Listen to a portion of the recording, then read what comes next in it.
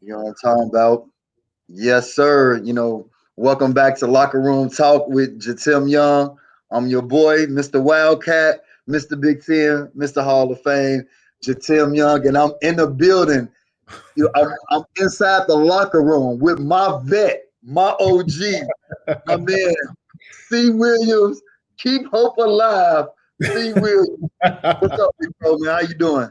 Not bad, man. I'm doing pretty good, man. Doing good. Glad to be here on your show, man. Really appreciate you Yeah. reaching out. Definitely. Yeah, I appreciate you taking time out to join me, man. You doing some great things on ESPN and FS1 and with the Pac12 Network. What has that journey been like for you, especially life after hooping? It's been crazy because I kind of fell into it. I was doing a lot of community stuff. I was kind of just doing my camps, doing my leagues, a day job. After you finish up hooping, you just kind of get into the grind. And the local Right. and school reached out to me because I had been on TV doing small interviews here and there for my basketball activities and camps. And they were like, man, would you like to come down and give it a shot? So initially I started doing a few home games for U of A. They took a liking to me. Pac12 Network got started. I really didn't have an in over there.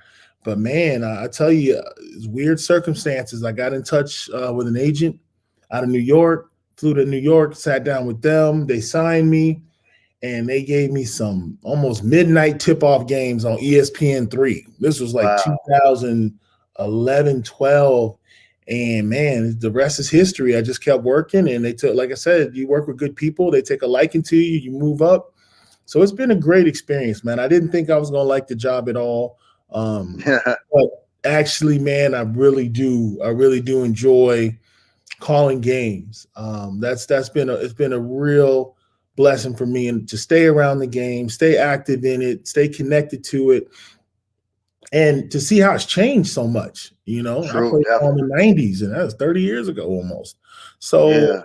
you A look lot at of 4 out 1 ends now, because when we was coming along in the game, you had two posts, in the motion, and the lanes was kind of clogged up. You had a little spacing, but now, the basketball game has changed where everything is outside that perimeter, and it's a lot of open space. Do you, coming from that old school type of era of playing and now calling the game, seeing the difference?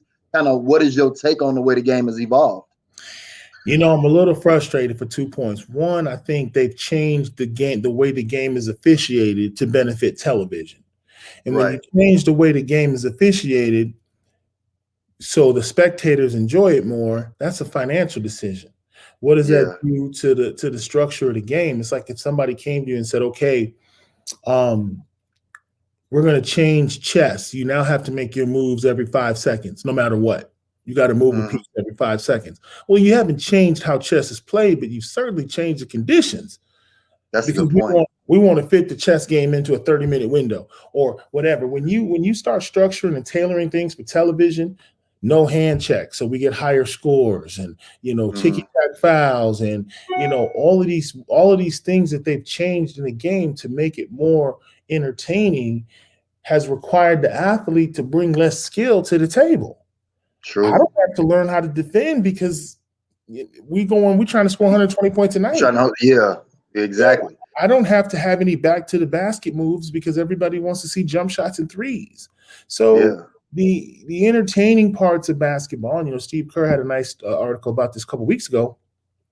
Fundamentals are gone, and the grown-ups have done that to the young people over the last 30 years. The adults, the coaches, the GMs, the presidents, the scouts, they have allowed it to happen because they want the sport to be more profitable. And you see OG coaches like Izzo and, having problems teaching the fundamentals. Calipari is from that old school. He knows he's not teaching no fundamentals over there. He's just recruiting the best players. Yeah, and it's so funny because I was frustrated, and I know we're gonna get into kind of what your thoughts on the tournament was. I was frustrated watching Michigan State. I thought Michigan State was a better team than UCLA was. But whenever you see a Tom Izzo team, when you see players arguing with Coach Izzo about making a mistake in a game and getting coached by Tom Izzo, and this player on national TV is arguing with him, that blew my mind. And that just goes to your point where these kids have grown up where they haven't learned discipline and understanding. If I make a mistake, even if it's not my fault, and the coach yell at me, he's right for doing that because we blew an assignment. And these kids go through all these AAU programs, and all they doing is running up and down, running and jumping. And now you get into an NCAA tournament, a win and go home situation, and you're being coached on national TV, and you have a blow up like that with your coach. That was so frustrating for me to watch. That was probably the clearest illustration of how much the game has changed. When a young player has the gall to argue with Tom Izzo, who sent more guys to the NBA, won more basketball, he's forgotten more basketball than that kid will ever know. Right. When that kid realizes that he has the leverage to yank away from a Tom Izzo and get in his face and confront him and be disrespectful, that shows you the empowerment. That shows you how far the adults have conceded ground trying to get to the money, trying to get to the fame. They've allowed these younger players to grow undeveloped and realize the leverage that they now have. Look at the transfer portal. If I don't like the haircut you come to practice with, I'm transferring. Right. If I don't like the food they serve at the student union, I'm transferring. Okay, fine. I'm all about player empowerment. I think players should have some leverage. These guys have leverage we didn't have in the 90s. I get that. But at the same time, and they potentially start benefiting financially that we couldn't do in college. No, couldn't do in college. It's a two-pronged system. I think basketball has changed so much because they want to make it digestible for the fans and make all that money that no attention is being paid to detail. And then at the same time, the player that the coaches are getting is so different than the player they got in the 80s and the 90s and the early 2000s. The player that you got in the 90s was extremely excited to be playing Division I basketball. They knew that the NBA was a possibility down the line, but they had to make it through the trenches and get there. So that player, I remember going 1990, 1991, going D1 was a huge accomplishment. True. These kids know they're going D1 in sixth grade. They already know. They don't care. So coming to campus, being welcomed by a community or basketball program and trying to hoop, they don't even care about that. They don't even want to go to class. This is a pit stop on the way to their ultimate goal of trying to get to the NBA. When college basketball allowed itself to become a pass-through, that's where you see the attitude change with the kids. They're like, this is transactional. You bringing me here to make some money. I'm coming here so I can get to the league. Don't talk to me about class. Don't talk to me about boxing out. Don't talk about whose man was that. You already know what's up. You know why I'm here. It's like Marshawn Lynch. I'm just here. Why I'm here. You know, how do you coach? How do you post conference victories when half your team is like, I'm going to the league? I had an interesting conversation with Andy Enfield a couple years ago at USC. And he says, see, all my kids think they're going to the league. And I was like, yeah, I mean, no. They all, if you go ask them, they all believe that they're going to play in the NBA, all of them. I said, Andy, you can't be serious. He said, Corey, it's changed. The amount of expectations, the detachment from reality. I mean, the draft is in July, right? Right. A little over 60 guys are going to get their names called. The rest of them, where are they going? You know where they're going. I know where they're going. They're in their grind. They're going to be in the G League. They're going to be overseas. It's cutthroat. But at the moment, they all believe that, you know, their life is going to change. So when I say the kids are different, what I mean is they want what the game can do for them. They want the fame, they want the money, they want the girls, the cars, the clothes, the jewelry, the Twitter followers. They want what the game can provide. They don't really love the game. Right. Because they don't want to put in that work. It's hard to love the game because the game don't love you back. You can lift all the weights in the world and go 0 for 16. You can run wind sprints. You can do everything you want and then miss 2 free throws and lose. Like, the game doesn't guarantee you anything. But if you attack the game like Kobe, by the time you get through and you look up, the game done provided all that for you. Done provided everything and opened up so many doors. And that's why I was a little disappointed in Andre Miller. I know you obviously, that's a part of what you do, that transfer from Illinois. I thought he was going to be a star at Illinois. You were just a freshman. You went through a freshman. You went through what? Every freshman can't be Carmelo Anthony. Every freshman can't be Greg Oden. All right. You went through a freshman experience. You wasn't going to be Io. You wasn't going to be Kofi Cockburn. You were you. and you hit a wall as a freshman, but you played your way through. Now you a sophomore, you got that experience, and your team was, predicted to win the whole thing last year. You guys came up short, and you pretty much bring in the same team back except for your leader. And I think Cockburn might go to the NBA this year, but you guys got a nice core there. Why would you transfer to LSU? That blew me, but I understand, to your point again, the points you making. The reason why is because, coach benched me, and I felt like, had I had the green light, we could have beat Loyola. No, you got to go through your process, kid. Here's the thing, and you hit the nail on the head. I played in an era where I was driving into Chicago as a sophomore in high school to play pickup with the guys at DePaul. I was trying to get a run with Juwan Howard. I was trying to play summer ball at IIT with Glenn Robinson. I was trying to play with Donnie Boyce and Sherrell Ford and Mike Finley at Proviso East. I wanted to get on the court with Marcus Liberty. I wanted to play with Rashad Griffin. Competition was the path. It was the process. You couldn't say you was nicer than somebody unless you locked them up defensively. Right. Think about that. If someone asked you who's better, you or him, I can shut him down. I'm way better than him. Had nothing to do with scoring. Could you stop him? If you could lock somebody up, you was nicer than him. That was the measuring stick in the 90s. Competition was the path. Now, competition is the enemy. Fam, these kids are getting together in groups so they don't have to compete at the high school level. Yeah. If you all of them want to play with each other. If I'm the nicest and you the nicest, let's play together so we don't have to compete. Right. Competition is the enemy. And see, that's why I only watch the NBA playoffs and I watch the tournament because now you can't hide. It's win or go home. So a young person is told to avoid competition, partner up, stack your AAU team. That way we'll all get scholarships. And even then, recruit my boy and I'll come play with you if my boy's there. Right. So you have this thing where the old way, competition was the journey. It was the path. You sought it out. Oh, Corey Williams is nice, but he out there in Batavia in the suburbs. He don't play against nobody. That was the knock on me. The knock on me wasn't my game. The knock on me was you getting 25 a night against some suburb kids that's 5'9". Mm-hmm. You're not in the city where we getting it in. Right. So I had to go get into the competition. When I came back from Nike camp, it was all respect. I'm playing with Jay Kidd. He throwing me lobs. I'm knocking down. Dude from the suburbs came home. But I had to go to Indiana with the top 150 players in the country and compete and let all the coaches. There was coaches that was on the fence about recruiting me at 6'6". But now competition, they do everything in their power to avoid it. Yeah, that's crazy. When it gets real and you can't run, they finger point. Coach don't know what he's talking about. Refs cheated. I'm transferring. And then you look at the NBA, which now is an extension of that AAU mentality. Yeah. Teams, free agency, pouting your way out of contracts, pouting your way into trades. Mm-hmm. They're allowing it. And that's funny you bring that up because, coming out of Illinois, I feel we got the best basketball in the state. I'm from Chicago, and we play in that IHSA state playoff, and you was in that movie Hoop Dreams, and you played against that gritty Marshall team. What was it like going through your senior year, and then, not only having a good senior year, but then when you see that movie Hoop Dreams and Luther Bedford and those Marshall Commandos pull off the upset against you guys, can you take me through that process or that time looking back on it?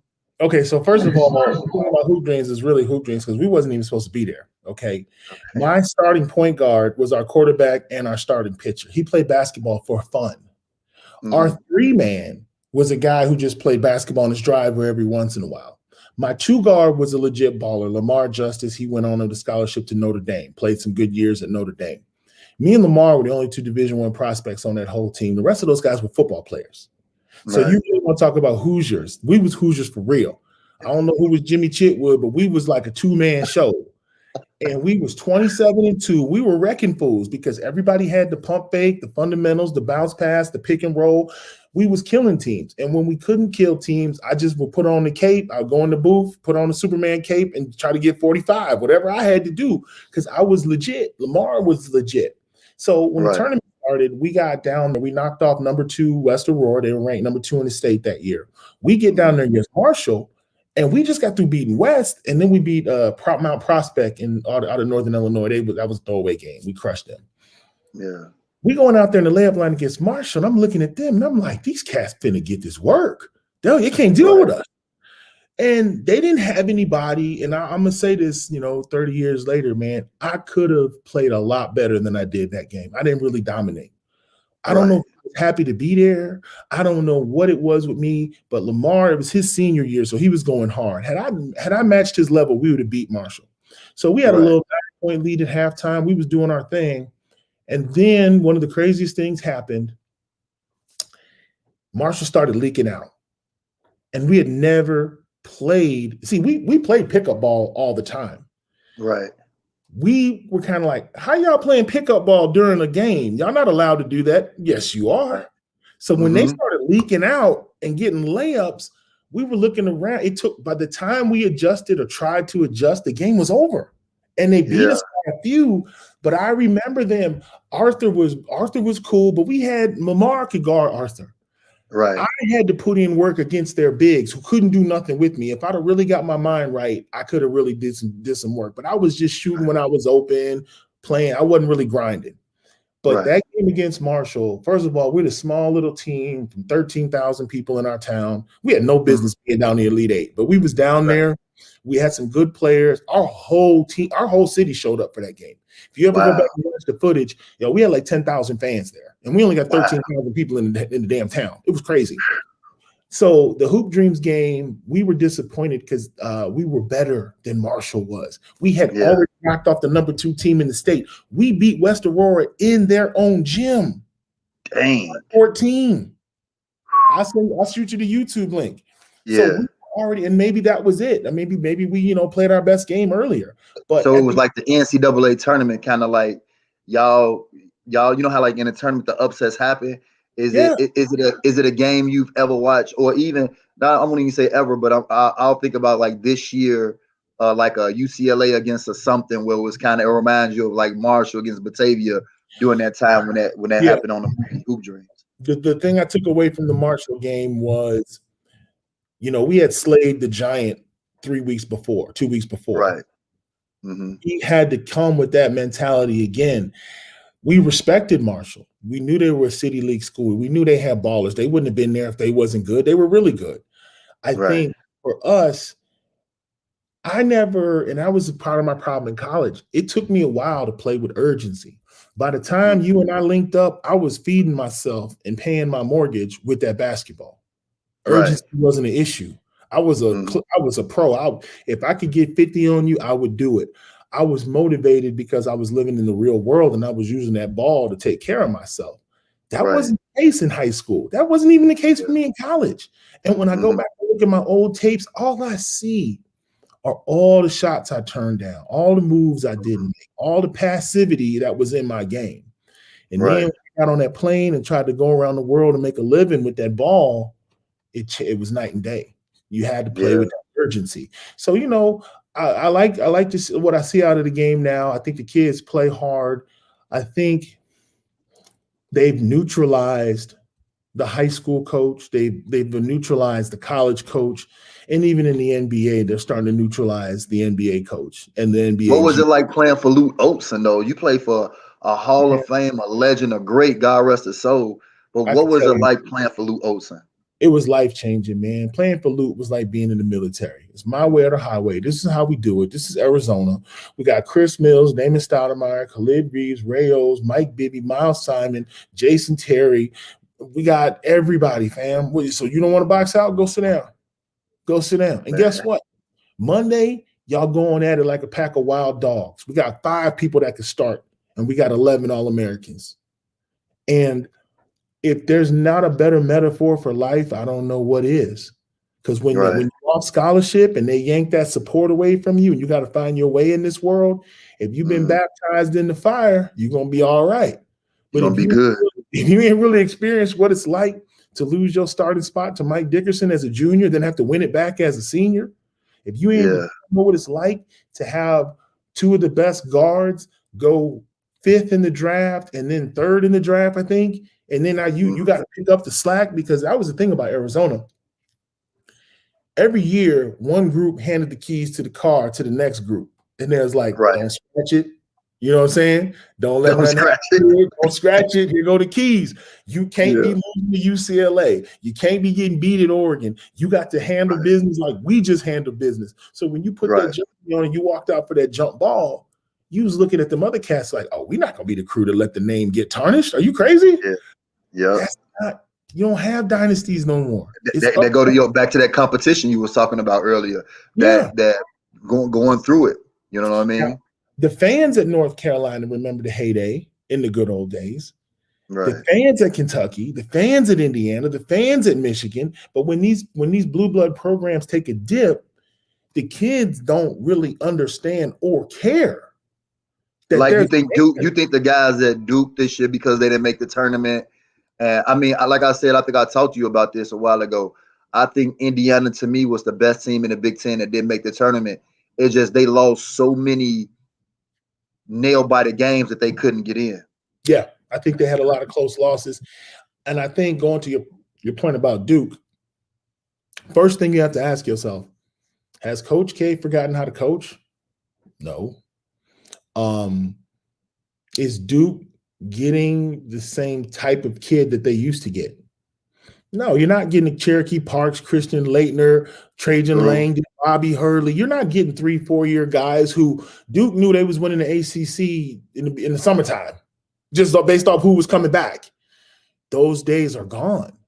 So you have Zion, who was a one and done, and what did they? They won 2 games in the NCAA tournament, then lost.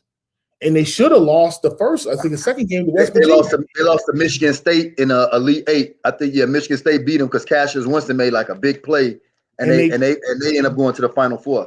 And RJ Barrett got the doggone cheap foul in the game before. They shouldn't have won the game before against, I think it was Virginia Tech, or I can't remember who it was, but there was a big controversy about that. It was against Taco Falls now. Man, come on. You already know. So my point is they're getting different types of kids. The kids aren't staying for 4 years. The fan bases are just so distraught because they're used to having names and faces that they can get associated with. But the game has changed for college coaches. All the old head coaches is getting out the way. The new coaches are really just trying to get to 20 wins, keep the fan base happy, keep the athletic director off his neck. And I mean, what do you do when a top 10 kid says he wants to come to your school? You're going to tell him no?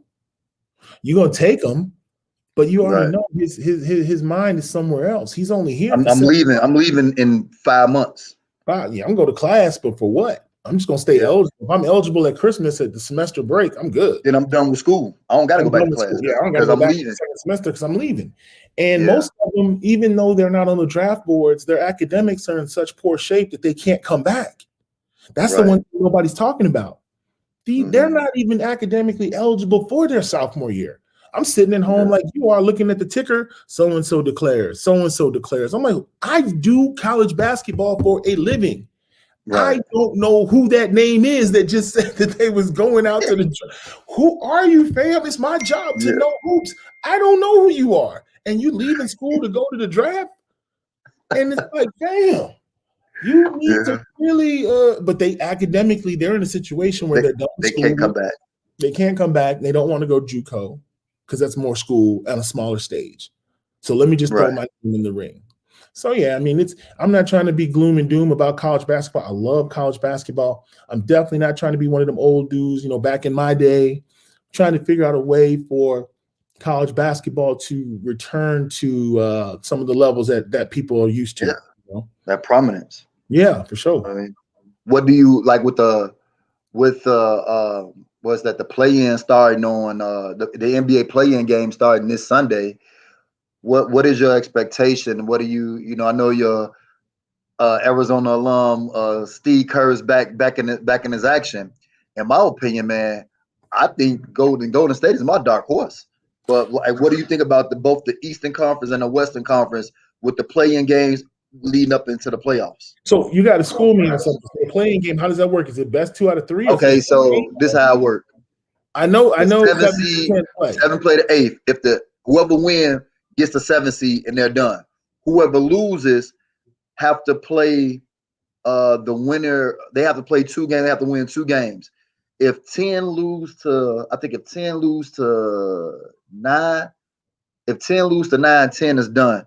And then whoever the loser of the 8-7 game, the loser of the 87 game got to win 2 to go on to become the 8 seed to face the 1 seed. Wow. Okay. Yeah, I tell you this, you play, it's a shorter season, so I like to play in because you don't have that full 82 to say, hey man, the cutoff is 8. You done had 82 chances to show us where you belong. This is where you at. Your record is your record. 82 chances. You know what I'm saying? You done had 82 chances to show us where you belong, and after 82, you number 9, fam. That's where you at. So I'm with that. This is going to be interesting. For the young cats, they got all kind of energy, playing the extra game, extra 48 minutes, and ain't no wear and tear on them. But you look at a cat like LeBron. I retired at 34. I still had plenty of gas in the tank.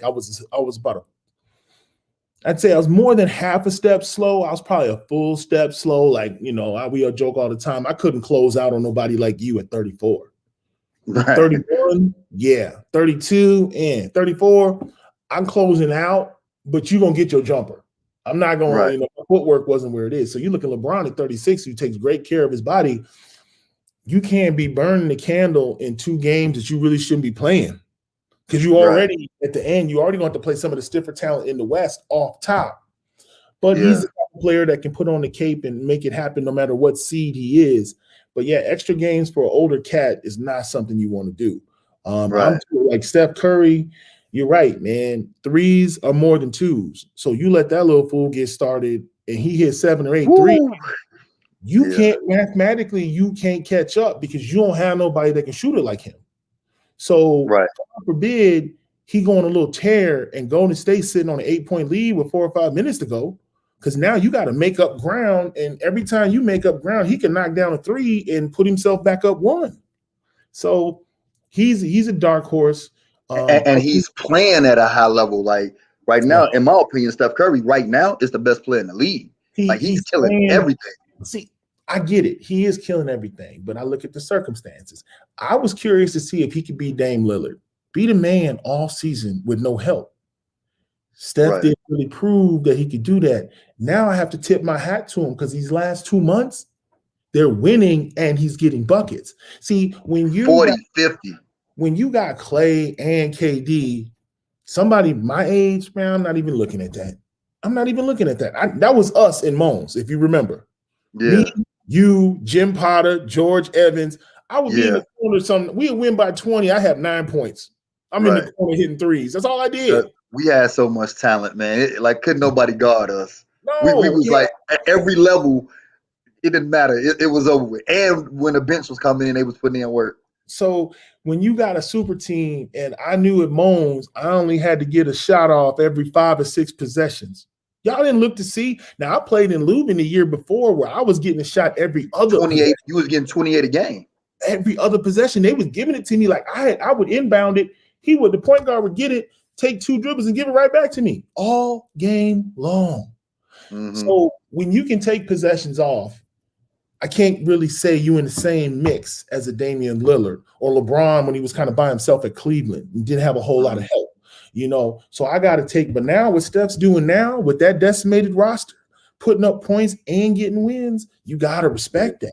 You don't think when it was just him and Clay before they became the household name when they won their first one, when they had Harrison Barnes, that Steph was like doing what he's doing now? No, absolutely. I agree with you 100%. When it was homegrown, him, Clay, and Draymond, they did it. They got it done. Yeah. You can't take nothing away from him. He was the best player on the team. They were winning games, and they won. KD, in my opinion, blurred everything.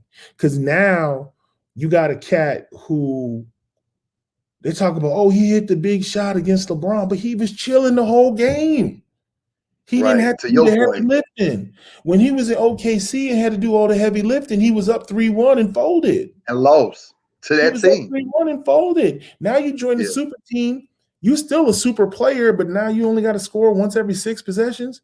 And I'm supposed to somehow take that the same? No, I judge it differently. You and I grew up watching Jordan wait on Scotty to get right before he could do his thing. Right. So when you a super player and you're not, and you don't have super player responsibilities, that needs to be addressed. It's not going to diminish Kevin Durant in any shape or form, but let's be real, man. You're not putting in 40-hour work week at Golden State. Right. You part-time, if that. You Monday, Wednesday, Friday. Let's and then you real. And then you could take 12 shots and get 30 when in OKC you were taking 25, or you just have more responsibility. And like you say, you could chill, sit back, and then they say, okay, Kevin, it's the fourth quarter. Actually, we're gonna go to you all fourth quarter. Close it out. Steph and Clay is tired. And you say, all right, cool, I got it. And then you just play. You basically playing 8 minutes a night hard. And the three of y'all, and the three of y'all are taking shifts to take down LeBron. He don't get no time off. Right. LeBron got to bring it up. He got to assist it. He got to rebound. He got to defend. It take three of y'all taking shifts to beat Thanos, basically. To beat Thanos. That's the way I look at it. So, congratulations. You got some chips, but I'm from the era where you stand your ground. You finish your 4 years, you play for your team, you play out your contract, you play for your coach, you play for your city. But the AAU mentality, like we said earlier, is kind of taking over the league. All basketball. Yeah, I mean, dudes are literally pouting their way out of contracts. I don't like it here. I want to leave. Well, in the East, do you think that do you like Brooklyn? Do you like Milwaukee? Do you think Philly is ready now, or like is it going to be an upset in the East? It's a lot of cats. See, let's back up before I answer your question. I'll take you back. Okay. It's a lot of things that got exposed in the bubble last year. I want you to think about it. The bubble was locked down. No fans, no fanfare, no hype, just grinding. It was AAU, like being in the gym. One game, it was pickup. Who got next? Pickup. We're in the bubble. There's no distraction. You got your 5? We got 5. I'm gonna tell you like this, dog. It's 6 hard players in the league, and 2 of them are Jimmy Butler. So you've seen that, and you've seen dudes just willing their way to wins. When you take away all the smoke and all the distractions and all the hype, and you play in a bubble, certain cats didn't really have it. Now, did they? That's right. Certain cats got exposed. Certain cats couldn't play no defense. Certain people, the Clippers, folded like some cheap, like some Chinese bunk beds. I mean, you had teams that just didn't get it done. It's like, wait a minute, I thought you was a dog. I thought you was the man. But when we strip it away and we just play pickup, you can't guard nobody. You can't make a shot under pressure. Playoff P. Right. Who gave you that name? You know what I'm saying? Giannis, if you can't get a clear path to the rim and dunk, y'all going home.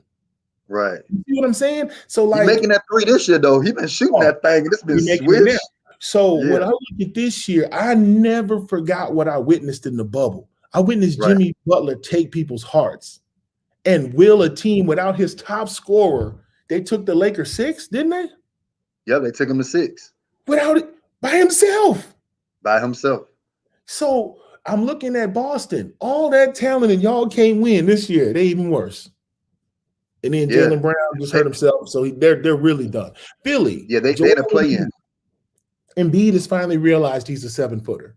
He's under the basket, and he can't be stopped. Mm-hmm. Your boy still ain't got no jump shot. Still can't shoot. Ben Simmons can't shoot. Yeah, I don't know what's his problem. How far are you going to get without a jumper? I still see a lot of the same problems I've seen from last year. I would like to think that Philly could do some work. I would like to believe in Milwaukee. But a healthy Heat with Jimmy Butler in a closed setting, Jimmy will fight you in a phone booth, man. That's just Jimmy. Yeah, he will. Be hungry. He play hungry. When you need the roar of the crowd for home court advantage, and it's a whole bunch of cardboard cutouts and Jimmy Butler, it don't matter where you play Jimmy Butler. It don't matter where you play LeBron. They gonna play you how they gonna play you. Yeah. I told people, you remember when LeBron won the title against Golden State, I said, look here, man. Game 6 is in Cleveland. Mm-hmm. LeBron is not gonna let you close him out in front of his family and friends. So you're not winning in Cleveland. That means you coming back to Golden State 3-3. Right. You can play that game on the moon, and LeBron James gonna win that game. It don't matter where you play Game 7. If LeBron gets in Game 7, and what happened? He chased down Iguodala and made the one play that he's the only person in the planet that could have made that play. He was 3 steps behind Andre Iguodala, took off full sprint, timed it, pinned it, and won. Now, Kyrie hit the big shot. But my point is, home court advantage means something to about 50, 60% of the players in the league. They need that hype. They need that crowd. They need that motivation. You strip it down, playoff basketball with no fans or just a handful of fans. It's like last year. Yeah, Miami and LA. Yeah. But this year, everybody in their home arena, and that's the thing. So it is kind of a home court advantage. Yeah, I don't know, man. It's hard. Like, I like the Clippers in the East. I mean, the West, and in the East. I mean, I like Philly, to be honest. I like Philly. I think they got everything. But the way Giannis and the Milwaukee Bucks has been winning like the old San Antonio Spurs. Nobody talking about them, but all they keep doing, they keep their head down and they just keep banging people out. And then you look up, you're like, yeah, man, Milwaukee having a great year, because San Antonio, you never see them coming until you see them coming. But you're right. I think Giannis still got to prove when they put that wall up what he could do. But Embiid realizes that, hey, man, I'm 7'2" and can't nobody stop me. Period. I'm the best player. I'm the best player in this league. Embiid has realized that life is easier close to the bucket. Now, I'm going to say something that's you probably it's crazy, but this is just how I think. If Kawhi don't leave Toronto, he's going for. Do we go back to back? If Kawhi don't leave Toronto, he's playing for a three-peat this year. Yeah, they definitely would have won last year. They easily would have won last year. What? If Kawhi didn't leave. If Kawhi, I don't know. If Kawhi didn't leave with the Raptors in the pandemic with the bubble, and the Raptors come in there with him, Lowry, and every man, come on, say Siakam, Kawhi, they would have crushed everybody. But they would have went through everybody. So let me get this straight. Yeah. You walk away from a chance to repeat so you can go home to LA. Not really for more money. You just want to go home. Yeah. Okay. Now, fast forward 10 years, Kawhi's on the golf course with his one ring. How was home? You can't go back and replay your career, fam. Got one ring. Okay. But you went home, though. How was that? Right. Mom's good cooking, family and friends, one ring. I don't get it, man. I don't get it. And I've been beating down championships. You gotta beat me. You gotta beat me on my team. We win it. We're gonna bet back. Even if that was my plan and my intention. Hey man, we gotta bet back. You gotta beat me. That phrase you just said, a lot of young kids don't even know what you're talking about. When you say run it back, bet back, they don't. Yeah. Because in the AAU tournament, you may play 4 or 5 games in a day. Mm-hmm. So when they lose, it just roll off their back. When's the next game? When's the next game? Oh, no. See, this is the NCAA tournament. There are no next games. You're done. Right. Oh, okay. Well, I'm going to transfer. Go play somewhere else. Exactly. The fan base and the coach and the program, they all got emotions and they all tied in. But the kid, game after game after game, don't mean nothing. When's my next game? I'm trying to get to the league. How many games I got to play before I get to the league? Right. Then when they get to the league, I ain't gonna name no names because some of them are my alumni brothers from Arizona, putting out whack ass rap albums and trying to be fashion models. And y'all supposed to be hooping, man. What are y'all doing? Right. Nobody here. Your lyrics is trash. Please stop. Right. Like, but they want that life, man. They want that life, and you and I are from a generation where the only way to get those things was to win. You got dudes making $20 million a year and don't win nothing ever. Yeah, true. But that's the league that the 90s and the Kobes and the Jordans and all those guys and even they made the league so popular. That kind of money is available to you and you don't even have to win. That's amazing. Right. I'm trying to think of work that hard to get. I'm trying to think of a job I can get into in a straight life where I can get that kind of money and don't got to win or show up. Doesn't exist. But I'm not knocking these guys, man. They got to make the best. But I think the playoffs are interesting because there are clear winners and losers, you know? Yeah. And one of the things I struggle with as an analyst, I love calling the game. I don't have to tell you who's going to win the game. Right. All I have to do is explain what's going on during the game. I love that part of the job. You talk about Baylor Gonzaga. I told people the Zags are tough. They got this mountain of media hype following them. Everybody wants to see the undisputed season. But this is WCC. Right. And what did you see in that first half of the national championship game? I saw Baylor realized that y'all can't guard us. And when Baylor figured out, and it happened early, it was the first couple of plays of the game where Baylor just knew we can get to the rack on y'all nonstop. And if you go back and look at that shot chart from the national championship game, Yeah. Baylor was shooting nothing but layups. They was forcing the screen and then blowing by the 5 and getting to the rim. They shredded Zags. And it was just Yeah, like they did. personal. They took it personal. And Right. now a lot of people seen that coming. I was like, yeah, this guy. I texted my buddies 5 minutes into the first half. I said, this game is over. You're crazy. How could you say that it's only been 5 minutes? Gonzaga is going to bounce back. I said, let me tell you something. When 4 different players take you to the rack, finger roll, and slap glass, Mark Few can't do nothing about that. When a dude go by you once, that easy, it's going to happen for the next 35 minutes. There's not a damn thing you can do to stop that. And sure enough, they spent the whole night at the rack, the whole night. And it was like, really? And them boys was thugging them boys. What conference y'all playing? I would have been undefeated too. Yeah. And see, that's the thing, man. Like, basketball, I love being an analyst. I love seeing the game for what it is because there's so many little intricacies of somebody having a chip on their shoulder. Oh, you talking Jalen Suggs? Y'all talking undefeated season? Y'all don't order champagne before the game? I don't necessarily remember the names of the guards in Baylor's backcourt. That's how much media hype ESPN gave them. Mm-hmm. And that was their one shining moment to say, I don't care how much y'all care about none of that.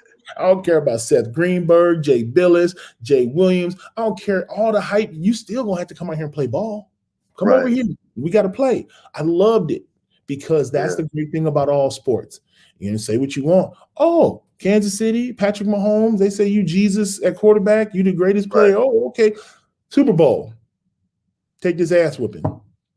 Yeah. Nobody seen that. Come see the GOAT. Come see that GOAT. Oh yeah, check this out. Out of Michigan. We're going to play Kelsey man-to-man and cover everybody else. So you're really going to be able to throw to Kelsey all day. That's pretty much it. There ain't nothing else popping.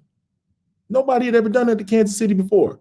Mahomes is running for his life trying to find somebody open and having to hit the check down all game long. This is all we're giving you. Kelsey had like 55 receptions that game. That's all you get. Either you're going to run and we're going to take your head off, or you can hit Kelsey on the check down. Sports is about competition. When you try to avoid it, you lose my respect. When you engage it, it's entertaining. Everybody's satisfied. But that's really like me being old school. And I try so hard, Tim. I try not to be that old, cranky dude. I don't want to be that guy. I understand that everything's different. But when you 6'11" and you tell me, man, I'm a stretch 5. I shoot the 3. I bring it up. Man, if you don't get your 6'11" behind in the post, basketball ain't changed that much, fam. You 6'11". What are you doing? Yeah. So I try to be contemporary. I try to be with the new times. I try to listen to the new music.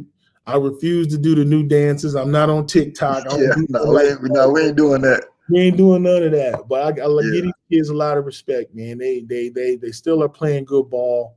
I wish a lot more of them were tougher mentally. But I know that, that's not necessarily all on them either. So that's where I'm at with it, man. I still love the game, and I'm just glad I still get to be around it. All right. Well, man, we're about to end, man. I appreciate you coming on the show, man. Thanks for coming. And yeah, man, I'm gonna reach out to you later on, my brother. Yeah, for sure, man. I'll talk to you soon, Tim. All right. This is let's talk about a shot locker room talk edition.